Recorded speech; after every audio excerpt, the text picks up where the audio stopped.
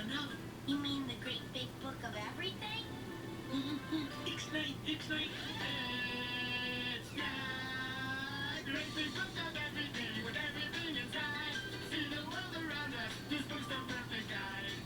Oh, how I wish they'd run out of song lyrics. Let's find out if Bison roam from the place called Stanley's home. Let me see. A, B, bison. I thought this was a buffalo. A lot of people call it a buffalo, but officially it's called the American Bison. Do you want to find out more about it? I sure do. Let's go.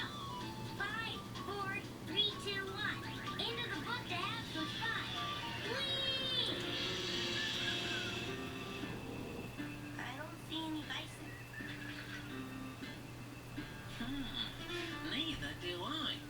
But I do kind of recognize this pond. And this tree. Good eye, Stanley. You play here all the time. This is the park right next to your house. It is? Well, at least this is what it looked like 150 years ago. But where are all the buildings? Well, back then, there wasn't any town. Just prairie. And there weren't any people. Just... What's that noise? What? Bison! Quick! Let's get up that tree!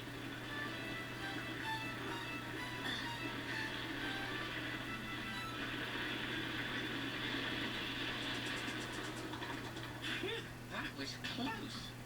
Can we go down and get closer? I don't think that's such a good idea, Stanley. They're very large. In fact, the bison is the largest land animal in North America. But they look so cuddly. That's because they have fluffy hair on their head, neck, and hump. Cool.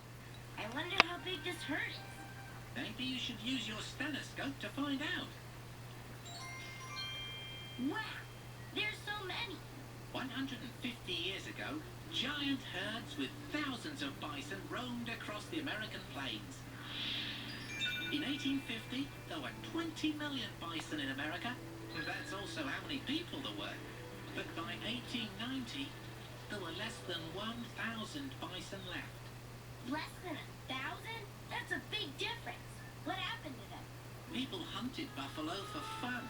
It was so bad that now, when people talk about something disappearing, they say that it went the way of the buffalo. How did they survive? Well, a few smart people realized that there was a problem and started looking out for them. And now there's lots of bison again. They realize that just because there's a lot of something doesn't mean it will last forever. That's what my mom and dad said about the paper and the water and the electricity for the refrigerator. It's called conservation, Stanley. Conversation? Well, she did most of the talking. No. Conservation. To conserve something means you save it and make sure it doesn't run out. You mean like fresh water we use for drinking? And the trees that are used to make paper. Oh, and bison. Think how awful it would have been if all the bison had disappeared. Wouldn't it be awful if we lost those other things too? Well, I guess Mom and Dad were right. Well, that does happen once in a while. Yeah. Let's get back. I want to draw bison while they're fresh in my mind.